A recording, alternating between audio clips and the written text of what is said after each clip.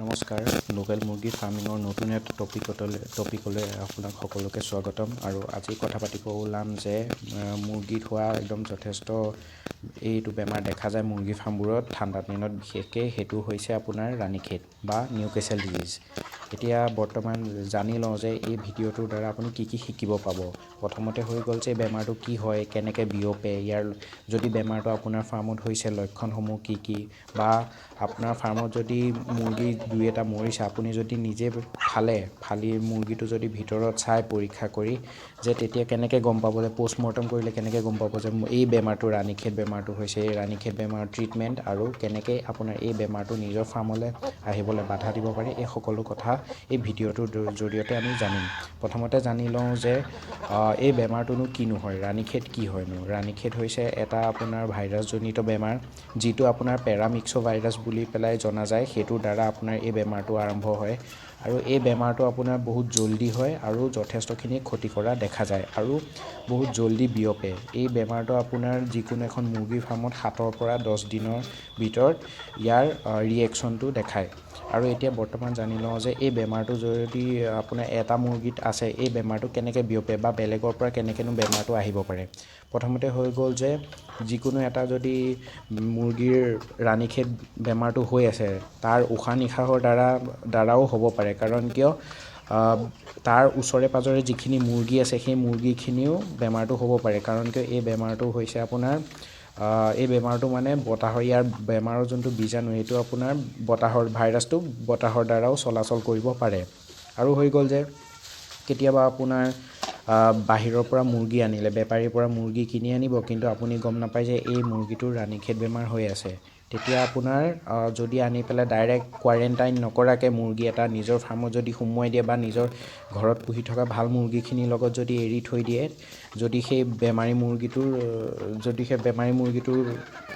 এই ভাইৰাছটো হৈ আছে, আপোনাৰ ৰাণীখেত ভাইৰাছটো হৈ আছে, তেন্তে আপোনাৰ ভাল মুৰ্গীখিনিকো ই বেমাৰী কৰিব পাৰে। আৰু আপোনাৰ তাৰপিছতে হৈ গ'ল যে বেলেগ আপোনাৰ ফাৰ্মখনৰ ওপৰফালে যদি কেতিয়াবা ফুটা থাকে বা ওপৰফালে যদি অকণ খালী জেগা থাকে বা মুৰ্গীখিনি আপোনাৰ ৰাতি হ'লে ফাৰ্মত থয়, দিনত হ'লে বাহিৰত এৰি দিয়ে, তেতিয়া এনেকুৱাও হ'ব পাৰে যদি ঠাণ্ডা দিনত কোনোবা বেলেগ জংঘলী যিবোৰ চৰাই চিৰিকটি আছে সেইবোৰ যদি বাহিৰৰ চৰাই চিৰিকটি আহি পেলাই আপোনাৰ ফাৰ্মৰ সেই ওচৰে পাঁজৰে হাগি দিয়ে আৰু সেই বেমাৰী মুৰ্গীটোৰ পৰাও আপোনাৰ মুৰ্গীখিনিক বেমাৰটো পাব পাৰে ভাইৰাছটোৱে। তাৰপিছত হৈ গ'ল যে কেতিয়াবা আপোনাৰ কি হয়, যিকোনো এখন ফাৰ্মত যদি আপোনাৰ এই ৰাণীখেত বেমাৰটো হৈছে, ৰাণীখেত বেমাৰটো হোৱাৰ পিছত আপোনাৰ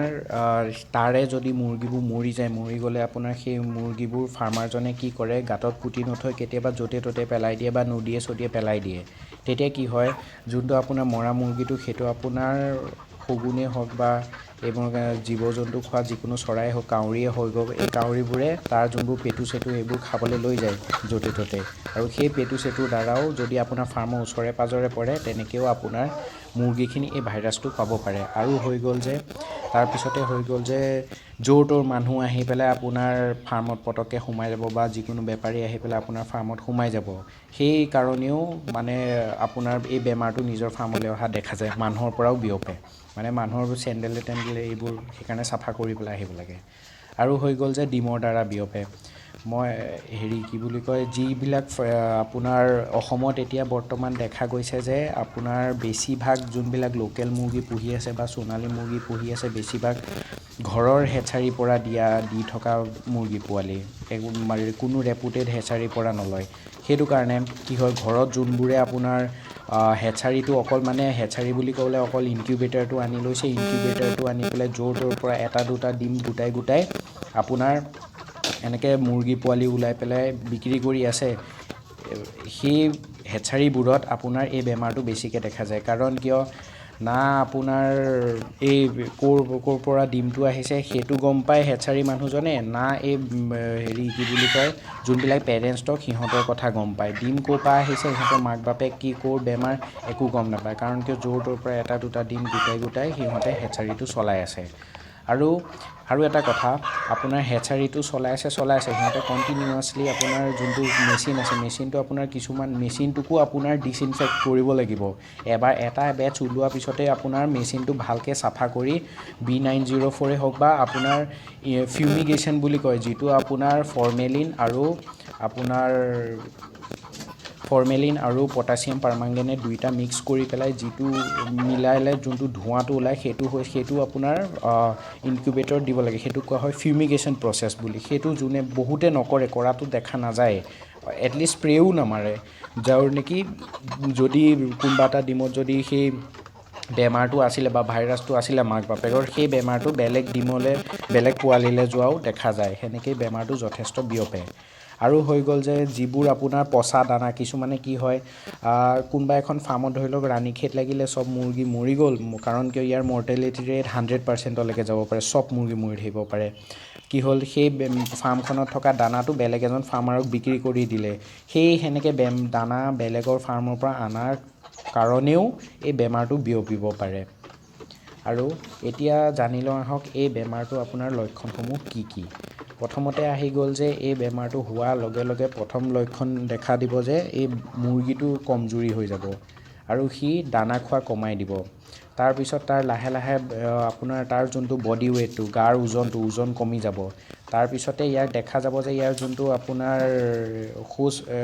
ইয়াৰ যোনটো হাগনিৰ ৰংটো সেইটো সেউজীয়ালৈ পৰিৱৰ্তন হৈ যাব ডায়েৰিয়া নিচিনা হৈ যাব কিন্তু সেউজীয়া হৈ যাব গোটা সেউজীয়া পূৰা সেউজীয়া পাত ৰঙৰ হৈ যাব তাৰপিছতে আহি গ'ল যে কিছুমান নিউৰলজিকেল প্ৰব্লেমছ দেখা যায় যেনেকৈ আপোনাৰ মাথাটো এনেকৈ উল্টা হৈ যাব ওপৰ ফালে চাই থাকিব বা আপোনাৰ মুৰ্গীটো ভালকৈ থিয় হৈ পেলাই আপোনাৰ থাকিব নোৱাৰিব কঁপি থাকিব মূৰটো অকণমান হিলাই থাকিব ইফালে সিফালে ঘূৰি থাকিব মুৰ্গীটো একে জেগাতে ঘূৰি থাকিব এইবোৰ হৈ গ'ল নিউৰলজিকেল প্ৰব্লেম তাৰপিছতে আপোনাৰ হৈ গ'ল যে মুৰ্গীটো যোনটো ফুলটো মতা মুৰ্গী মূৰৰ ওপৰত বা মাইকী মুৰ্গী মূৰৰ ওপৰত যোনটো ডাঙৰ মুৰ্গী মতা মুৰ্গীৰ ফুলটো সেইটো ক'লা হৈ যোৱা দেখা যায় কাৰণ কিয় সিহঁতৰ শৰীৰটোত আপোনাৰ অক্সিজেনৰ ছাপ্লাই কমি যায় কাৰণ কিয় এই ভাইৰাছটোৰ কাৰণে যোনবোৰ ৰেছপিৰেটৰী ইনফেকশ্যন সেইটো হোৱাও দেখা যায় মানে আপোনাৰ যেনেকৈ CRD হৈ গ'ল বা আপোনাৰ বেলেগ বেক্টেৰিয়াজনিত য'ত নেকি আপোনাৰ সিহঁতৰ শ্বাস প্ৰশ্বাস লোৱা নলীডাল চেপেটা হৈ যায় যাৰ নেকি সিহঁতে উশাহ নিশাহ লোৱাত কষ্ট পায় তাৰপিছতে হৈ গ'ল যে সিহঁতৰ কেতিয়াবা কি হয় আপোনাৰ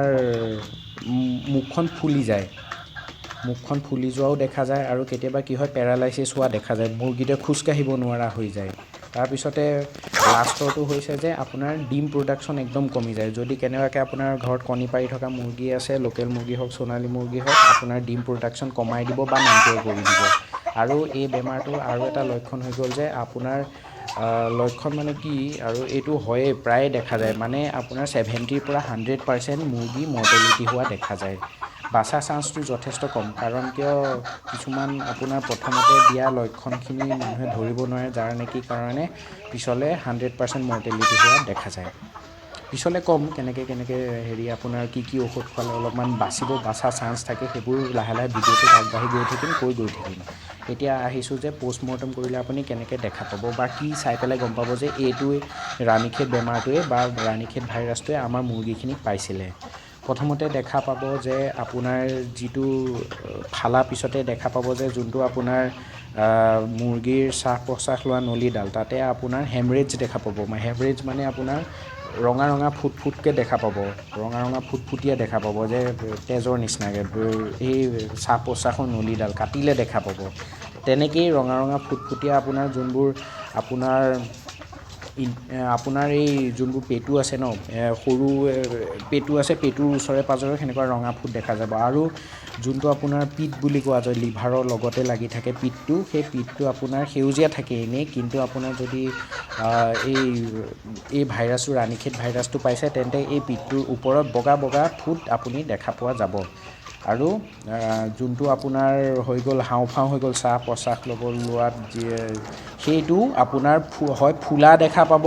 নহ'লে আপোনাৰ তাৰ ৰংটো গুচি যাব আৰু লগতে নহ'লে আপোনাৰ ইয়াক কি বুলি কয় অকণ ফেন দেখা পাব তেতিয়াই গম পাব যে এইটো ৰাণীখেত বেমাৰৰে আপোনাৰ ৰাণীক্ষেত বেমাৰৰে লক্ষণ বা ৰাণীক্ষেত বেমাৰে হৈছিলে। এতিয়া আহি গৈছোঁ ট্ৰিটমেণ্টৰ কথা। আচলতে ক'বলৈ গ'লে এই বেমাৰটো এইটো যিহেতুকে ভাইৰাছজনিত বেমাৰ হয়, ভাইৰাছজনিত বেমাৰৰ কোনো স্পেচিফিক ট্ৰিটমেণ্ট নাথাকে আৰু কোনো গেৰেণ্টি নাথাকে যে মুৰ্গীখিনি বাচিবই বুলি। তাক খালি আগতেই আপোনাৰ এটাই উপায় আছে যে তাক খালি আগতেই আপুনি ভেকচিন দি ৰাখিব লাগিব ৰাণীক্ষেতৰ। ৰাণীক্ষেতৰ ভেকচিন আপোনাৰ কেইবাটাও আছে, সৰু পোৱালিৰ পৰা একে ডাঙৰলৈকে। সৰু পোৱালি যোনবোৰ আছে সেইটো আপোনাৰ B1 ষ্ট্ৰেইন আছে, F1 ষ্ট্ৰেইন আছে, লাচোটা ষ্ট্ৰেইন আছে। এইখিনিৰ যিকোনো এটা আপোনাৰ 1 পৰা 7 দিনৰ ভিতৰত এটা ভেকচিন কৰি দিব। তাৰপিছত আপোনাৰ 28 পৰা 30ৰ ভিতৰত এটা বুষ্টাৰ ড'জ, মানে এইকেইটাৰ ভিতৰতে আৰু প্ৰথমতে যোনটো কৰিছিলে ছেইম এটা আপুনি সেই 28 পৰা 30ৰ ভিতৰত কৰি দিব, এইটো বুষ্টাৰ ড'জ হ'ব। তাৰপিছত যেতিয়া 2 মাহ শেষ হ'ব, 2 মাহ শেষ হোৱাৰ পিছতো আপুনি এটা 2 মাহ যেতিয়া পাৰ হৈ যাব মুৰ্গীটো, তেতিয়া আপুনি R2B বুলি কয়, R2B ভেকচিন দিব পাৰে। সেইটো হৈছে ৰাণীক্ষেতৰ ভেকচিন। সেইটো আৰু প্ৰতি 2 মাহৰ মূৰে মূৰে ৰিপিট হৈ থাকিব R2Bটো। তাৰপিছতে যদি কেনেবাকৈ আপোনাৰ মুৰ্গীখিনি ৰাণীক্ষেত বেমাৰটো হৈ আছে, তেন্তে আপুনি কি কৰিব যে অলপমান হ'লেও যে মুৰ্গী যেনে তেনে কৰি বচাব পৰা যায়। প্ৰথমতে কি কৰিব, যেতিয়া যে আপুনি কনফাৰ্ম হৈ যাব যে মোৰ মুৰ্গীখিনি ৰাণীক্ষেত বেমাৰটো হৈছে, তেতিয়া আপুনি লগালগ কি কৰিব, তাত থকা ভুচিখিনি হয় বদলাই দিব, নহ'লে যথেষ্ট পৰিমাণে চূণ মিলাই দিব। চূণ মিলাই দিয়াৰ পিছতে তাতে আপোনাৰ চূণ মিলাই ভালকৈ মিক্স কৰি ডিছইনফেক্টেড যিবোৰ আছে B904, Dettol liquid, Savlon liquid, এইবোৰ দি পেলাই দিনে 2 পৰা 3 বাৰ আপুনি স্প্ৰে' কৰিব লাগিব।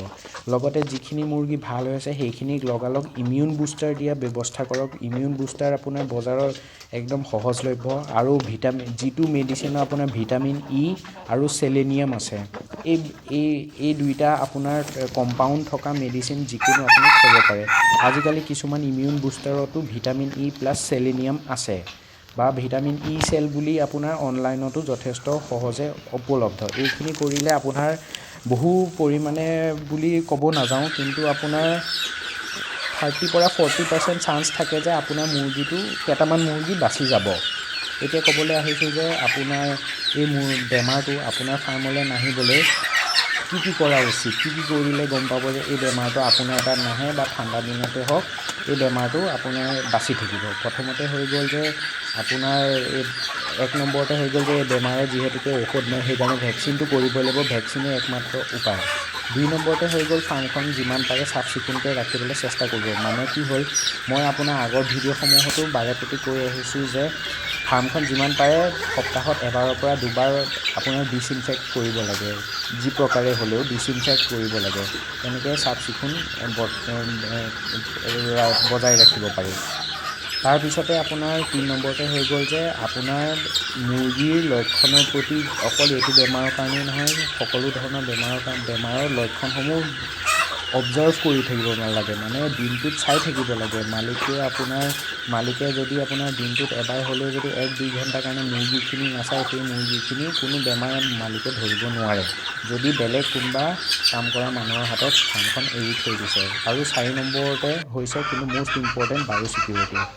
বহুত ফাৰ্মত দেখা যায় যে বায়'ছিকিউৰিটি যথেষ্ট কম বা নাই বুলিয়ে ক'ব পাৰি, কিন্তু বায়'ছিকিউৰিটি যদি ভালকৈ মেইনটেইন কৰে তেন্তে অকল এইটো বেমাৰেই নহয়, যথেষ্টখিনি ভাইৰাছজনিত হওক, বেক্টেৰিয়াজনিত হওক, প্ৰট'জোৱাজনিত হওক, যিকোনো বেমাৰৰ পৰা হাত সাৰি থাকিব পৰা যায়, আৰু যাক মানুহক ফাৰ্মলৈ সোমাব দিব নালাগে। এইকেইটা যদি আপুনি ভালকৈ চায় তেন্তে আপোনাৰ এই ৰাণীক্ষেত বেমাৰটো আহিব নালাগে আপোনাৰ ফাৰ্মলৈ। মষ্ট ইম্পৰ্টেণ্ট হৈছে ভেকচিন, আৰু বাকীখিনি হৈছে যে ভালকৈ চাফ চিকুণ কৰি ৰখা আৰু ধুনীয়াকৈ বায়'ছিকিউৰিটিটো মেইনটেইন কৰা, আৰু যোনবিলাক লক্ষণসমূহ আছে সেইখিনি ডেইলি অবজাৰ্ভ কৰি থকা। এইকেইটা যদি কৰে আপোনাৰ ৰাণীক্ষেত বেমাৰৰ পৰা যথেষ্ট পৰিমাণে হাত সাৰিব পৰা যাব। ধন্যবাদ।